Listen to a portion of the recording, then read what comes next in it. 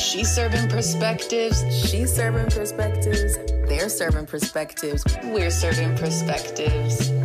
This is Serving Perspectives. Hi, I'm Dominique. And I'm Keyana. And this is Serving Perspectives. So today's episode, we are getting into music, all things music. I don't think either of us can go a day without listening to music. Yeah, truthfully, I think I might have a disorder. I don't think it's a disorder. But I definitely, I listen to music when I work. I listen to music when I'm in the shower, doing dishes, whatever. Music is a huge part of my life. I know it's a big part of your life. And so we thought it would be really fun to have a music episode. And we're going to get into some fun games, some fun conversations, some controversial conversations about music and your favorite music artists, potentially. Shoot the shit really quick. How's things been going? What's up? What's new? What's new in life? Oh, well, I just finished recently, not too long ago, Fashion Week. That's right. This was my third season of Fashion Week. That went really lovely. So I freelance on the side and do production work. And so yeah, I PA'd for 4 or 5 different shows and got to work with Laquan Smith, who I really, really love. He's super cool. Love his fashions, great fashions. And I had a good time. So I'm very proud of myself, and I'm excited for more production type work that I'll be doing this year. What about you? I'm proud of you too. Because I feel like I remember when you brought that up and you were like, I want to work at Fashion Week. And honestly, to someone who's not, I feel really ingrained, I love fashion, but I'm not I don't care for it how I would say I care for music. So to me, I was like, that's impossible. It'd be really hard for you to be able to do that. So I'm like, period, girl. So how are you doing? What's going on in your life? I'm good, just getting out of the seasonal depression blues. But spring is upon us, so I'm really excited to just be outside, get some sun, some good vitamin D. All right, so let's get into our mini debate. And today we're going to debate who we feel is neck and neck or a better singer than Summer Walker. Let's go with just vocals to make just it vocals? easier. Yeah. All right, cool. All right, you want to start off? Yeah, so the first person that we have is Summer Walker versus SZA. And you know what? We've had this conversation before. Have we with Summer Walker and SZA? Yes, and I think you think that SZA's a better singer. Girl, never. We've had this conversation. I've never said that. Well, because it seems like we're on the same page. I literally was just about to say, on the count of 3, let's say who we think beats out who's the winner. Oh, okay. 1000%. It's her. Summer Walker can sing. She really can. I agree. Live, she has vocals. She sounds pretty much the same way she sounds on her album. Not that nowadays SZA can get pretty close to how she sounds on her albums, but I will say that I have speculations that maybe some of the stuff is pre-recorded live. Yeah, I also just think that SZA doesn't have.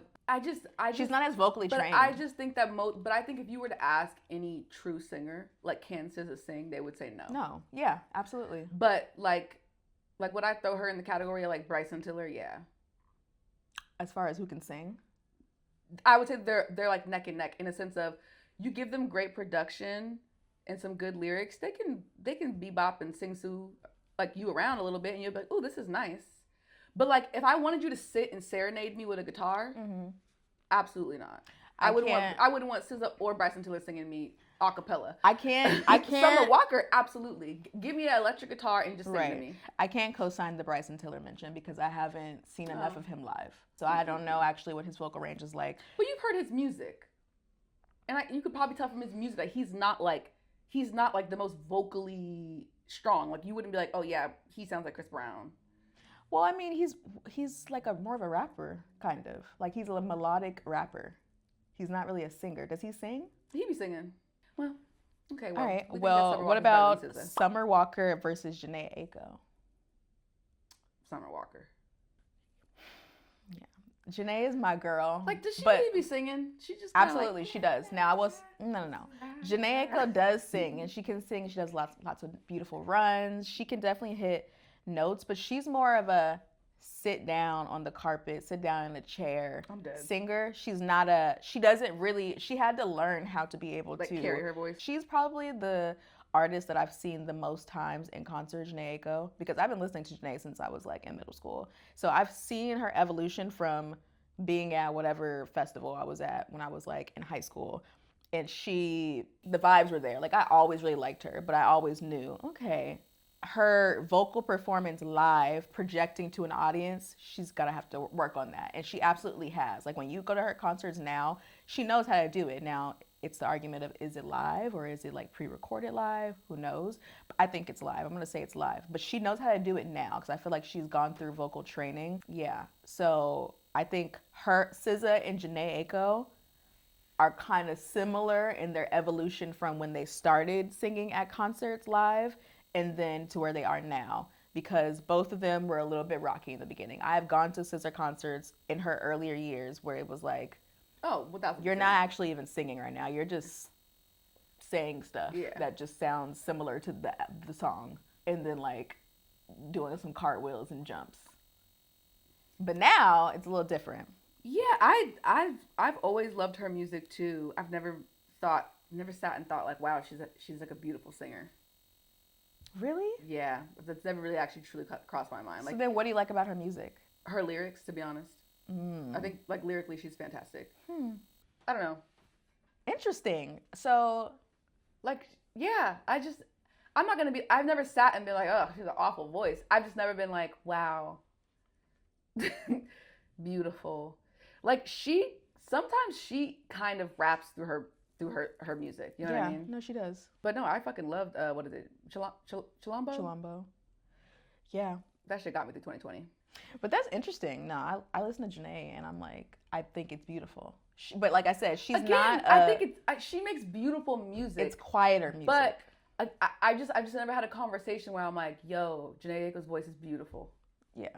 All right, well, I would agree. Summer Walker on that round. Yeah. Summer Walker win. Okay, so Summer Walker is winning. All right, now, Summer Walker versus Ari Lennox, vocally. Now, I do think Ari is talented vocally. But if we're talking about songs from both artists that are out and exist in the world based on their discography, I'm still going with Summer Walker. I've heard Ari Lennox, we've gone to her concert together, and I've heard Ari Lennox when she used to get on Instagram Live a lot, and would sing on her Instagram Lives, and she would just be playing with her vocals, but you can actually really hear her range and like how she can really sing. But I still think Summer Walker is actually a stronger vocalist. Dang, I think I disagree. Yeah. Why? I just think naturally if you were to pin them together, Ari would sing her down. Because Ari has just a much wider range. Ari can actually like belt and like she can really like project her voice. She can also sing very quiet and very soundly. She can also give you a run like nobody's business. I also feel like if you were to ask Summer Walker on the spot to sing for you, her voice is gonna crack. Like she's something out of her range. Be like, but hold on. But I feel like if you were to ask Ari Lennox to sing for you, it would be. She would literally leave zero crumbs. That's a good point. She would leave 0 crumbs. I also think Ari Lennox's tone is more rare, which I agree. Makes me feel like her voice is a bit stronger than Summer. Whereas I feel like, I don't even mean this in a weird way, but I feel like I've known girls growing up who sing like Summer. I don't necessarily disagree with you on that.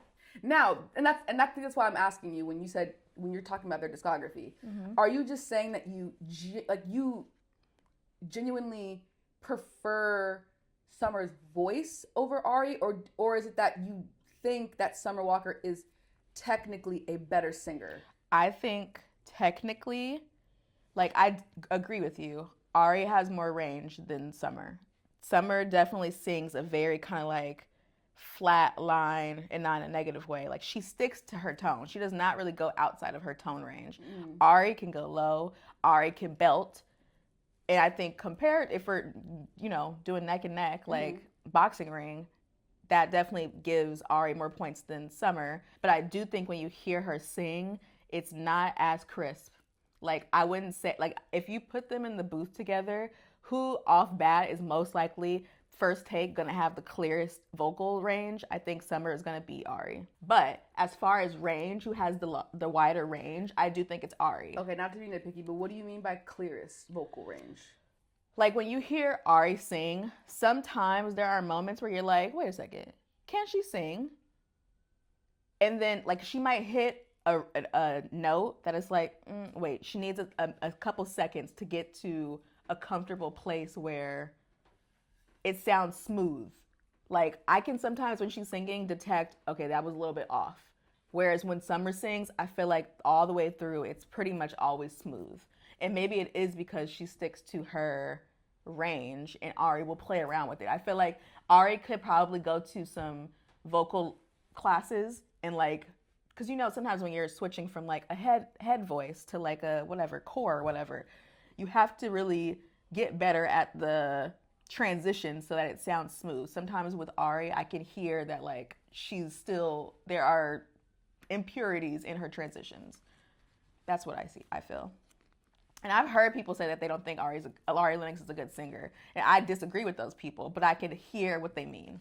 I think Summer has an absolutely beautiful voice.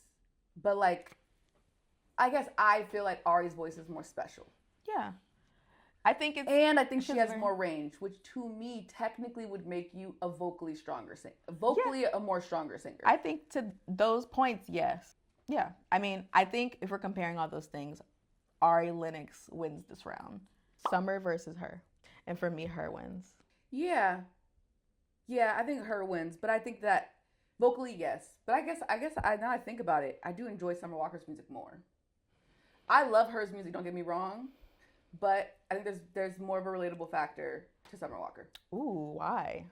Because I feel like when her first came out, it was like, actually... I feel like her is like top relatable. I feel like her is kind of drifting into like John Legend territory. Elaborate. Where like she's becoming like, we want you for an anthem. Or we want you for like an epic finale for a movie. I don't feel like there's really any song that I think about her. I'm really actually thinking about her. I also feel like when she came out, her whole facade was to be like kind of anonymous. Mm-hmm. So yeah, like when I think about her, like I love her music, don't get me wrong. I think she's a beautiful voice, but like if I were to think about her as a brand, I couldn't really think about things that like go with her. Whereas when I think about Summer Walker, I think of like messy, insecure, like heartbreak, mother, made it out of like traumatic experiences. She's dated fuck boys. Like there's just a little bit more where I can like actually kind of find more like resonance with her. Versus with her, I just feel like she's just very much, yeah, she's just kind of more of like more of a figure than I think a person. But do I think she can sing down? Absolutely. And do I think she sings better? And does she have like more range? Yeah, absolutely. But I just wanted to make a note that I would prefer to listen to Summer Walker. Okay, that's fair. Those are fair points. I feel like I relate very heavily with her. I don't necessarily, actually, I feel like Summer Walker's personality I relate to less than her music, for me personally. Even though maybe to the common person, to like the masses, a lot of people I'm sure could be like, oh yeah, like Summer Walker's, I get her. But I also feel like there's a huge disconnect between who she is in real life and then also who she projects to be in her music. Those are two different people. But you do get more information out of her? Summer Walker than her. Yes. On a larger scale, for sure. Yeah. Summer Walker is Zendaya. Summer. Summer. I just got really excited though, because that bitch can sing. I wish she would just have a little bit of a career one day. Summer Walker, Bryson Tiller. I don't even care. We could say Summer. Summer. Okay. Summer Walker, Sam Smith. I don't know enough of his songs to really be able to reference in my head his vocal range. He could sing. I would say Sam Smith could probably sing Summer Walker Under the Water. I believe you. Summer Walker and Tiana Taylor. I would say they're equal. I was just gonna say the same thing. So although, tie. I might enjoy Tiana Taylor's voice more. I love Tiana, you know that. Yeah. But I would say that they're equal. Now we're going to step into burning perspectives. You know the drill. Dominique and I are going to give a burning perspective related to today's theme, which is music. 30 seconds max to get your point across, and that's it. You're done. Okay. Okay, so my burning perspective for today is We don't actually need another album from Rihanna. Ooh. I actually don't think she needs to come out with more music. I think the discography that already exists is actually enough. What I do want for her is to at least go on tour one more time so I can see her. But I don't really think, like, with the artists that we have in the industry, we don't need another artist. I mean, we don't need more music from Rihanna. Like, she doesn't have to give us more. I'm happy with her as a businesswoman. Okay, so this is me talking about my hypothetical future wedding, but I really need someone out there to step it up and get on to some R. Kelly level, because it pains me that I will not be able to step in the name of love. It Shut really up. does. I would not be playing that pedophile's music at my wedding. So somebody, anybody, please. Whew, There's a lot of good stepping songs that we could step to instead like of that. Step in the Name of Love? Yeah. We have now entered the pour. Now that we're in the pour segment of the show, let's do something that has been kind of a little popular trend right now on social media. Recently, Raven Simone talked about like the Disney Channel Mount Rushmore. She put herself, Hilary Duff, and a couple of others. She put homeboy from the famous Jet Jackson. Do you know? I don't know his name. I remember the picture that I saw, but she put her Mount Rushmore up in an interview of who basically like are the staples of Disney Channel.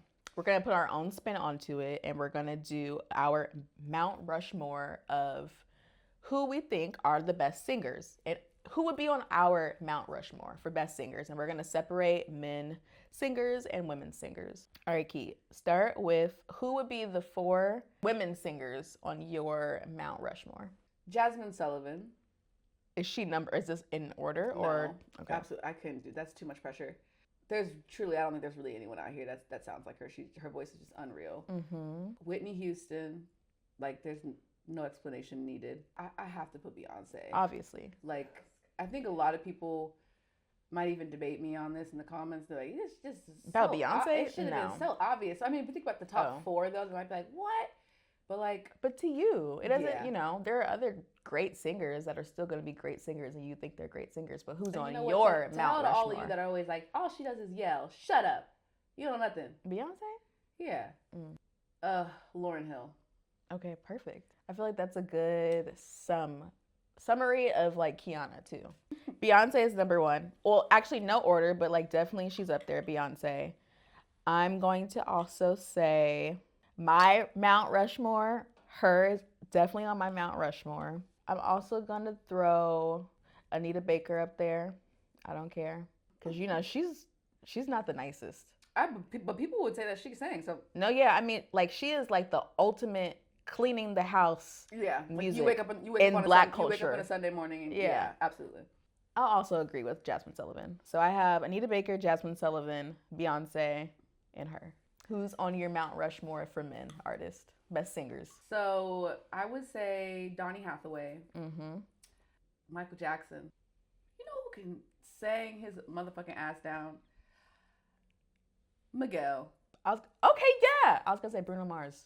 Mm-hmm. I love me some Bruno, but I don't even listen to Bruno like that. But I do think he's a phenomenal singer. I actually do dabble deeply in Bruno Mars. But yeah, I was on. He's. I genuinely actually kind of feel like Miguel's a little underrated. Absolutely. In terms of being like brought up in the singing category. So you know what? I might actually throw his ass up there because I genuinely really, really, really enjoy listening to his voice. I agree. He just doesn't release shit.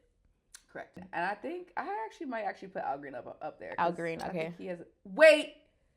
Pause. Michael Jackson. Bring it back.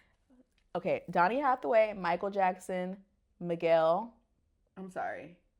Donny Hathaway, Michael Jackson, Maxwell, and D'Angelo. Okay. I got a little confuddled, but you know what? Now you know what my honorable mentions are. The ones I got knocked off. Musically, for sticking to the music, which usually it's hard for me to just stick to the music when there's weird shit going attached to the artist. But Marvin Gaye. I'm gonna go ahead and put Luther Vandross up there. Aww. Oh yeah. Oh, I almost cried. R.I.P. Luther. I would put Frank Ocean, and I'm just gonna put Bruno Mars. Period. That's a good one. And those were just singers too. We didn't even get to the rappers, Right. That's another time. Yeah, another time. Now we're going to segue into our game for the day. So the game is called Taste Test. Today we are ranking our top 5 Beyonce albums. Number 1 for me is B-Day. Honestly, both versions of the B-Day, but like B-Day Deluxe if we're getting specific. Number 2 for me is going to be Beyonce Self-Titled. I'm gonna also put Dangerously in Love for 3rd. And then I'm going to put Renaissance and Cowboy Carter. Number 1 would be Dangerously in Love. My number 2 right now, motherfucking 4. That album is so motherfucking good. I would say 3 would be Renaissance. 4, I think, would be Beyonce Self-Titled. And then 5, I would go B-Day. Okay. I don't think Cowboy Carter makes my top 5. I absolutely love Cowboy Carter, but I think it's actually one of the albums that and Sasha Fierce. It's really hard for me to go back to sometimes. Like I just have to be in a very, very, very, very, very like specific mood. Yeah. When I first heard Cowboy Carter, I didn't think I was ever really gonna go back to that album. Like I appreciated it as like a body of work, but I was like, I'm not even just because it's like leaning a little bit of like country alternative, whatever, Beyonce genre, but because I just didn't think I was gonna go back to it. And literally to this day, like I listen to Cowboy Carter at least every other week. And you know what? Still. I love that because I think it deserves it. Yeah, Renaissance for me, both the concert and just the album. Now, I feel like I was a little overwhelmed at first when Renaissance came out because I was just like, there's just too much happening. I loved it first listen, but like, I don't know, I was just overstimulated by like the conversations outside of like on social media and like people listening to it and talking about it. It was just too much. And then there was a stage where we were going to a Beyonce party, a Renaissance party in New York or in Brooklyn. And I started to like panic listen to the album. And I was like, oh, this actually is really, really good. And then I love albums that are like a gift that just keep giving. Like I usually will gravitate towards certain songs. And then when I have the patience or like the downtime or maybe I'm in the shower and I can't skip next, I hear a song. I'm like, oh, actually, this is really good. Such an amazing album. I had like a crazy out-of-body experience with Renaissance when I was home recently because I experienced it for the first time driving because we live in New York. Renaissance. Yes, we live in New York. We're not like in cars Good driving point. listening to it, right? Yeah. Bitch, I got my whole life driving from San Francisco all the way to Fairfield, just like blasting it, just like going crazy. And I was like, wow, like it's just such a good album. It is. And to like, and she's so senior in her career to come out with something, first of all, just so alternative to who she is. I can go on for hours and hours and hours, but yeah. Time for the main course. We have some really good questions in here, and this is when we're going to really get into the nitty-gritty of today's topic. So what does it actually mean to be a fan of an artist? How would you define being a real fan? Do you have to appreciate every era of an artist to truly claim that title? I feel like I kind of border the line of sometimes whether I talk about music, it can be like a little pretentious. So I don't ever want to be that person or make someone feel like they can't be a fan. Like at whatever stage they came into like the correct. fandom of and that like, artist. Yeah. It's your fucking life. You should be able to live and speak your truth however the hell you want. So, you know what I mean? If you've only ever listened to Cowboy Carter and now you're like, I'm a Beyonce fan, sure. Does it grind my gears just a little bit? Right. Yes. But like, pop off queen. Like, I'm glad that you finally have come to see God. You know what I mean? But like, Not God. I'm sorry. You know, anyways, the Christian. I'm so sorry. Anyways. However, I do think that as a fan of an artist, it is your duty to go back and listen and study who the artist is. Yeah, their earlier work. Yeah. And like, I think it's fine if like you're not crazy about every album. Like, I would say that we are both proper Drake fans. And there are certain albums of Drake, so I'm literally like, why? That's actually a really good, I'm glad you bring that up. Like, that's one artist that I would agree that, like, we both have we're both fans genuinely. Like from the beginning, we've been listening to Drake, and we have our different opinions about his body of work. But yeah, and so like, and I feel like a lot of Drake fans can go bar for bar, back and forth. Like that was shit. No, this is fire. No, XYZ. And I appreciate that. I also appreciate like if you don't like something of the artist, that's fine.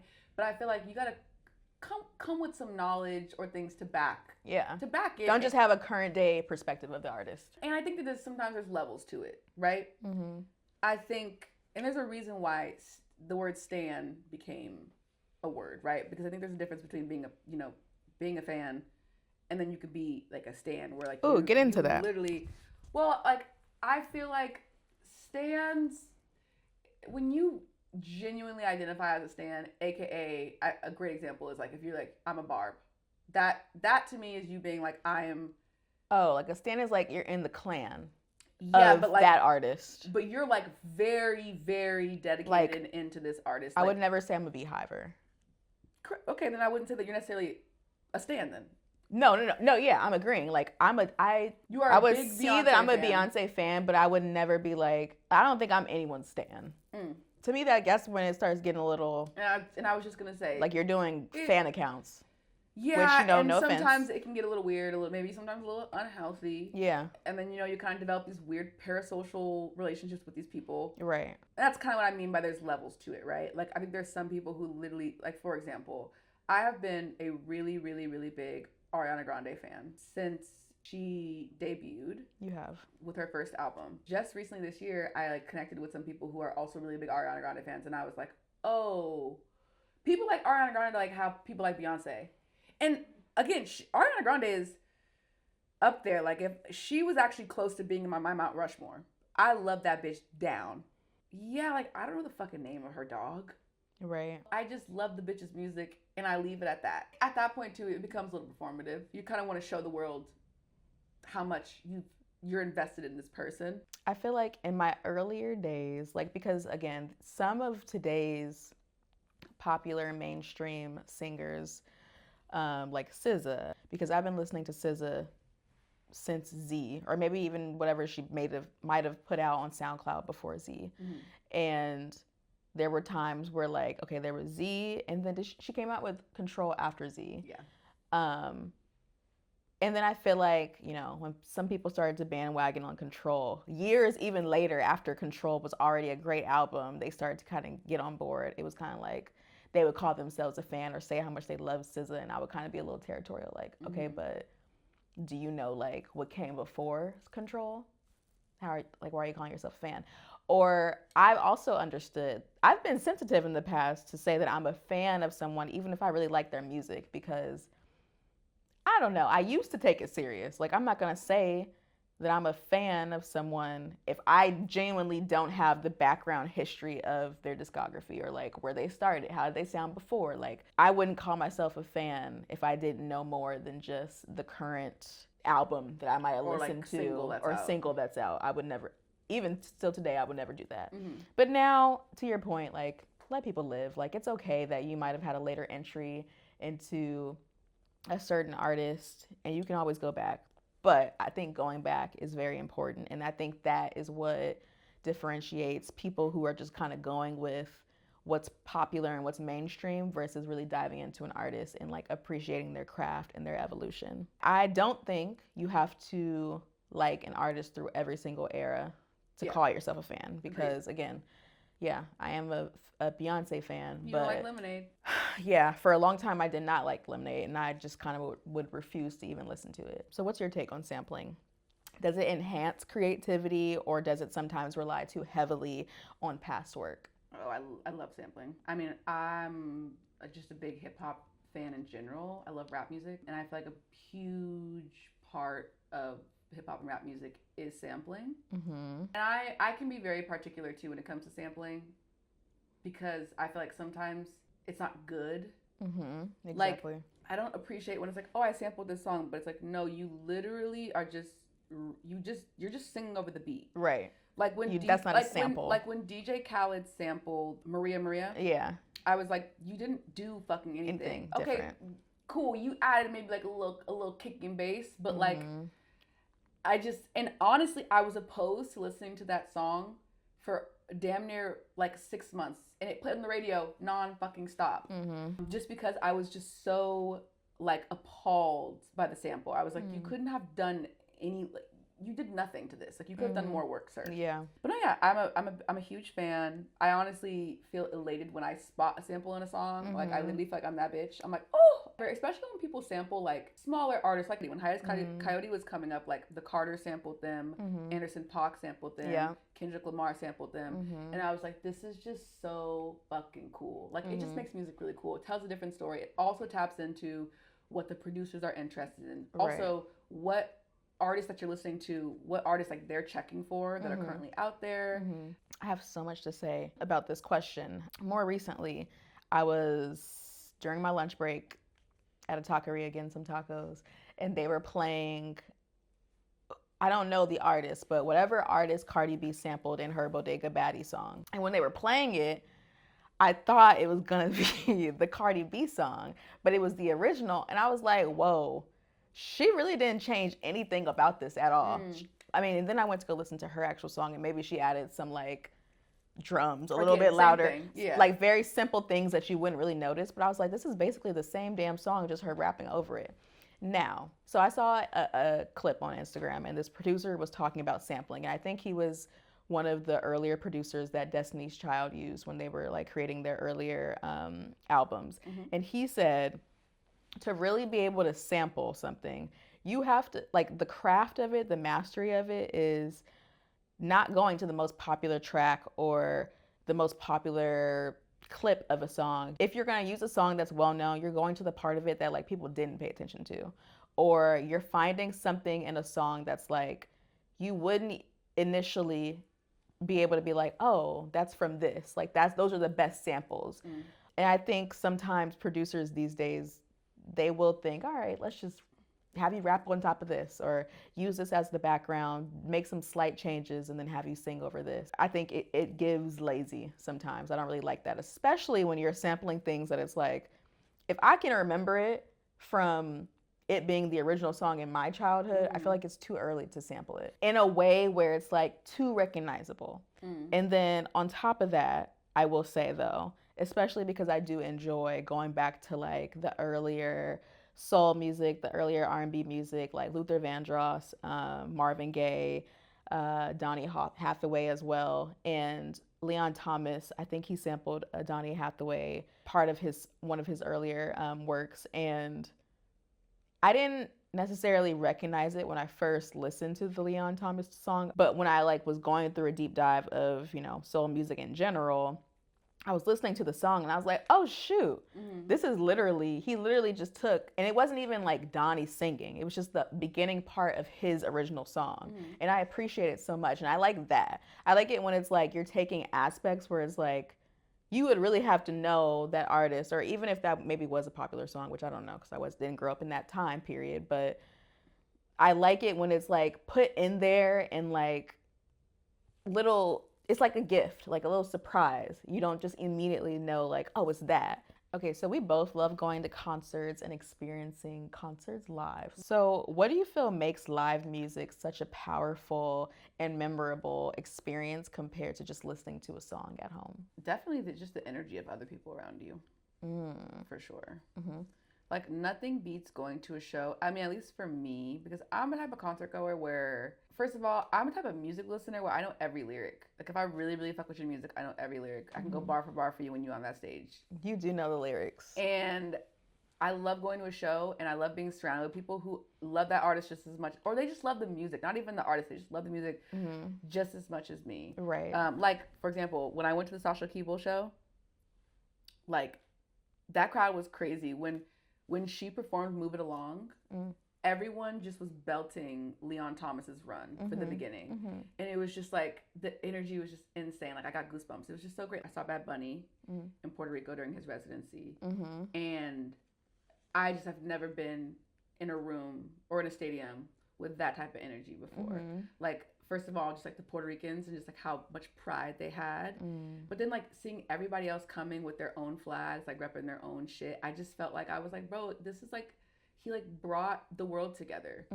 It's just beautiful. On the point of like what makes going to a concert or hearing music live a special experience, I'm glad you brought that up about like the ambiance and like the people around you, because that definitely makes it more fun. Like I love being next to someone who like is just as excited to hear the artist or knows their discography as much as I do and like knows all the words. That's super fun. I think another part that I especially enjoy is like literally listening to the artist live. Like you're not just listening to them through the album or whatever, but you like are literally hearing them project to you. And then also, depending on the venue, because I could be particular about different venues and like what artists I choose to go see in specific venues. If it's small enough to where I feel like you can feel my energy being the artist on stage, like I'm more likely to go. And I feel like when I do feel like you can look at me, which there have been many of concerts that I've gone to where I feel like the artist is literally able to see me physically. It's just a cool experience because like you're seeing that I'm singing the songs, like you're feeding off of me and I can feel that.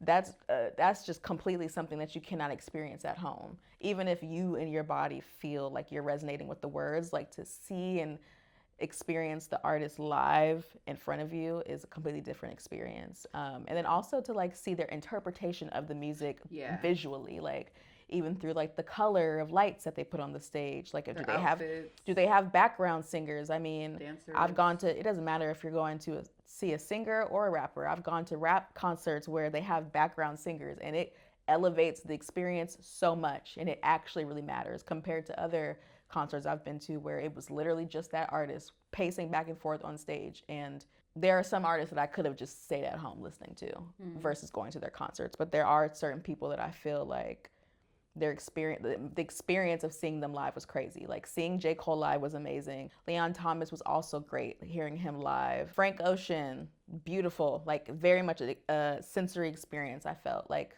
just in my body, not even just from based off of what he was projecting, but like he was at a music festival, FYF, whatever year that was.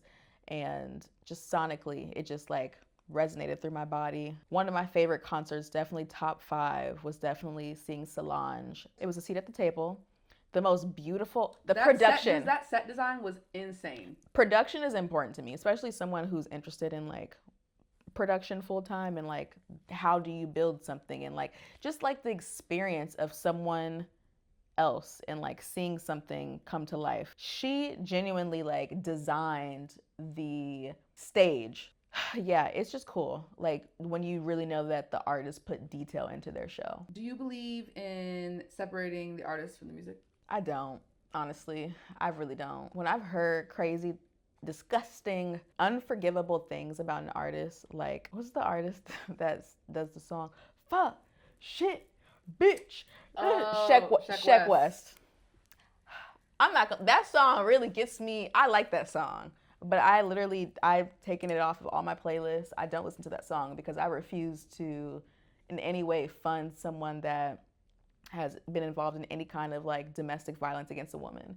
And yeah, I'm just not down for it. Like the person that came out and said that they experienced abuse from him, I believe them. There's someone that I like.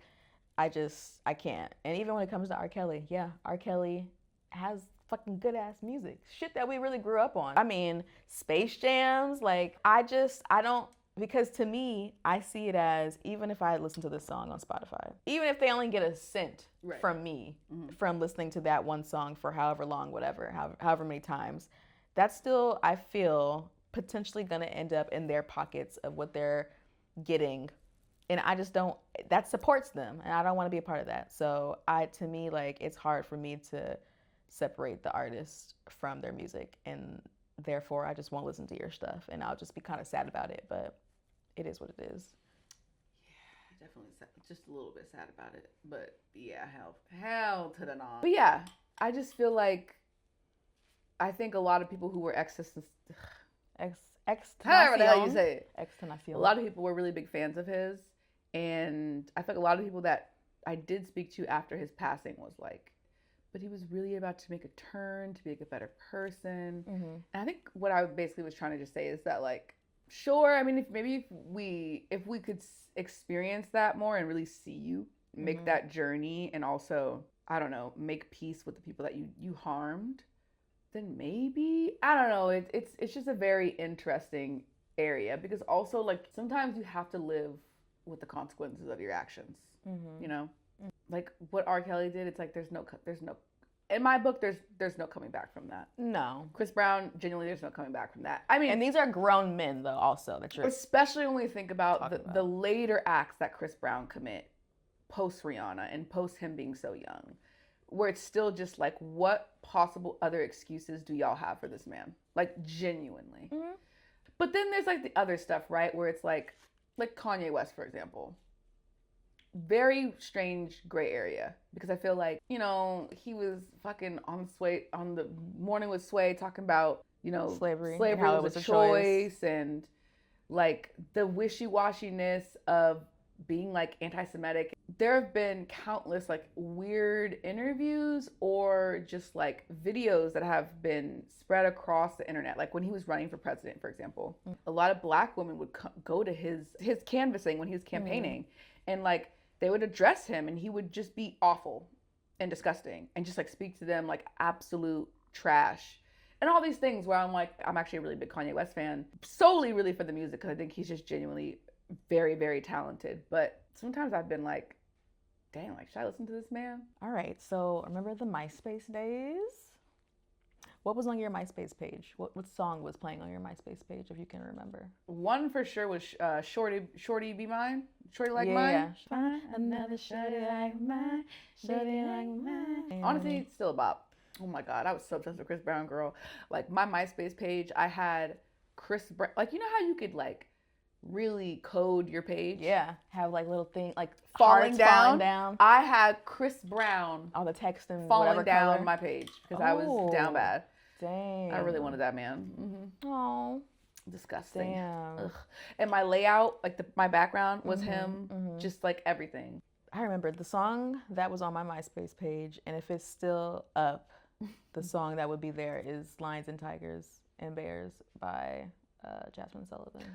You know what else? But it was like a remix version where it was like these three men singing it. I forget who they were. It was called, you could probably, I'll have three men.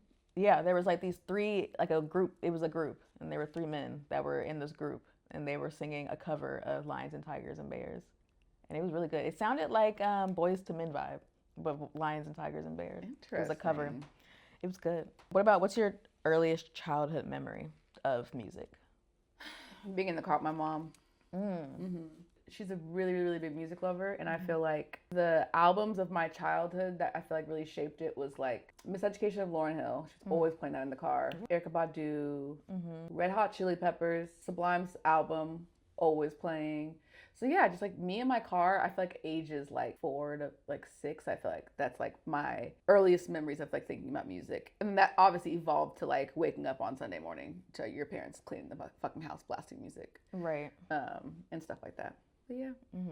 I was also in the car with my mom, but I was like really, really young. I was like a baby. And I remember just through the lens of a child, I was in the car seat and her like turning back to me while she was like in the front seat, and California Love by Tupac was playing. But we were also crossing the Bay Bridge, so it was like very like California vibes. That, and then like I remember I loved TLC. I loved singing No Scrubs. Like, and I didn't also really know the words. Right, you just singing I stuff. was just, you know, and so they thought it was funny and cute. What 2 albums would you say that you listened to most in high school? That come to mind, because I feel like there's so many, but I really loved Nostalgia Ultra. That's one of mine. That was my shit. Yeah, and that's back when it was on YouTube, because actually wait, I don't think it's still, or SoundCloud. Yes, SoundCloud. I heavily listened to SoundCloud. I think I was listening to it on YouTube. I feel like I would maybe even go back and forth. But it's still to this day not on Spotify. I wish they would put it on Spotify. Well, I know. I think every like once in a while I'll go to see if they put it. YouTube? And then when Channel Orange came out, I was like, oh my God. I love Frank Ocean so much. I remember that. That's a real big throwback, when like certain songs weren't on Spotify or whatever, and you would literally have to download them and then go to your files to listen to them. Literally. MP4. Damn. Crazy. Literally. Outside of that, probably 4. Yeah, I put that album to sleep to the point where like well into college, beat it to the ground. For me, outside of Ultra Nostalgia by Frank Ocean, it would have been Sailing Souls by Jhené Aiko, which also was a mixtape, so it wasn't on Spotify. So I was only listening to it on YouTube. All right, cool. Now we're just going to quickly step into our segment where we're putting everything on the table. We're just going to talk about things that we've seen in pop culture over the past couple of weeks. Okay, well, right now, if you're on social media, it is the 20th anniversary of Hannah Montana coming up, which, I mean, I was a big Hannah Montana fan growing up. Miley is, we haven't talked about Miley this whole episode, but Miley is also a phenomenal singer. Very much so.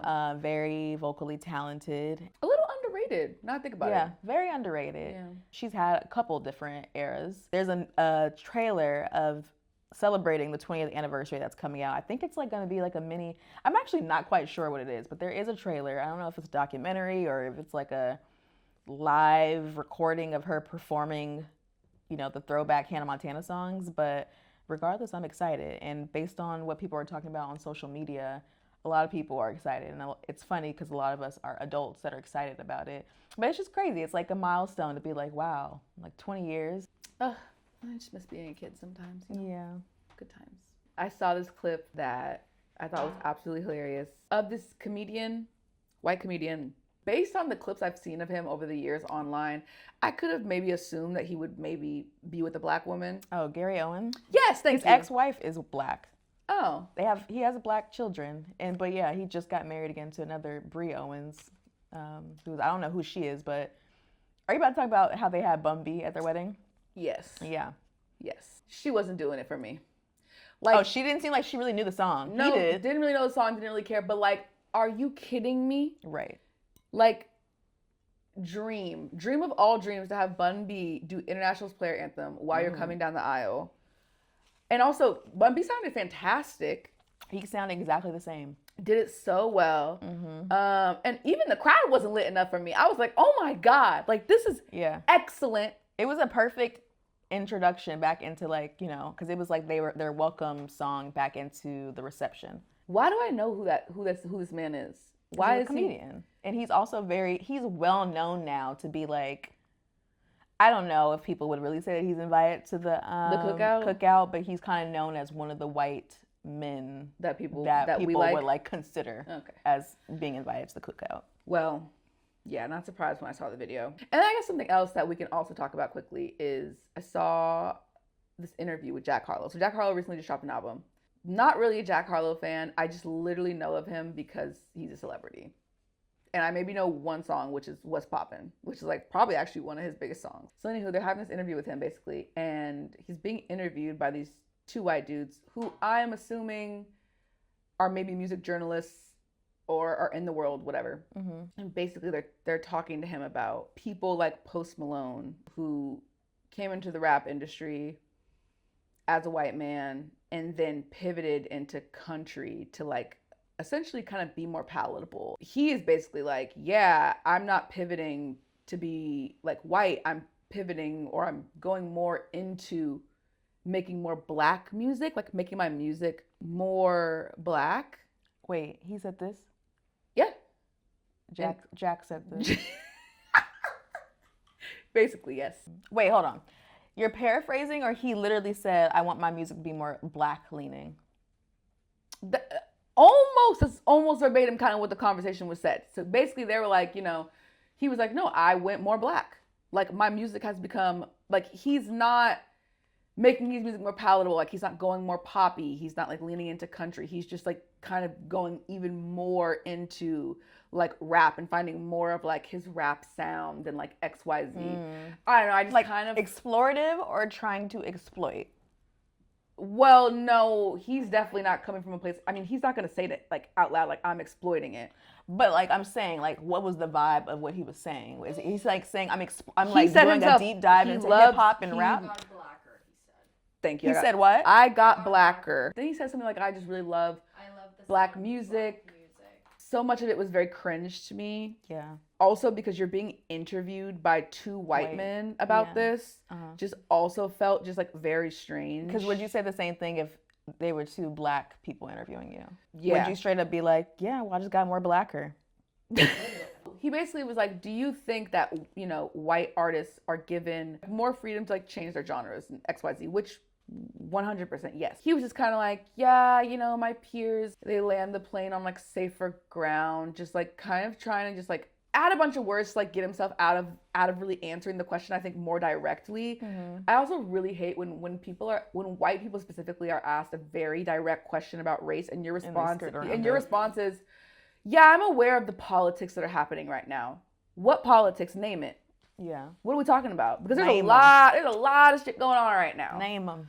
I don't know. I don't listen to this man's music. Yeah, I mean, I don't know enough about Jack Harlow to like know his history in the music industry and what he's spoken up about or not, or what he's done. But I do know I've seen like people on social media say, black women specifically, say that, oh, he's a cute white boy. So I do think in that sense, like there are black people, women specifically, who think he's cute, and so that gives him a little bit of clout, and I don't know if that's gotten to his head. I'm sure it has. Yeah, I'm sure. Now we're going to get into our signature close, where each of us will give a really quick final thought or perspective. My final thought and perspective is that after Drake and Meek Mill got in their beef, and they had that whole like rap beef for whatever year that was, 2016, 2017. That was a very entertaining time for that rap beef. I think unanimously Drake was the winner.